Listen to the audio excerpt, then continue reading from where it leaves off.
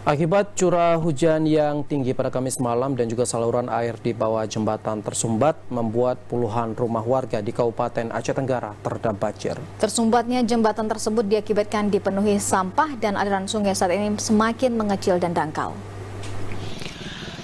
Tingginya curah hujan beberapa hari terakhir membuat puluhan rumah warga terendam banjir di 3 desa di Kecamatan Lawe Sigala-Gala.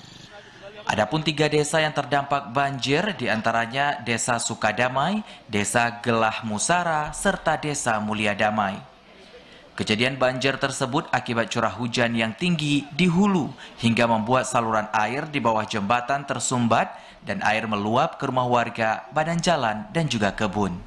Penyebabnya air meluapnya air seperti ini karena debit air yang tidak sanggup menampung air dari curah hujan yang sangat deras.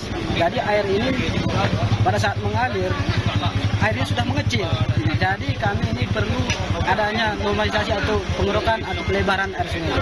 Ini apakah sudah sering terjadi nih, Pak?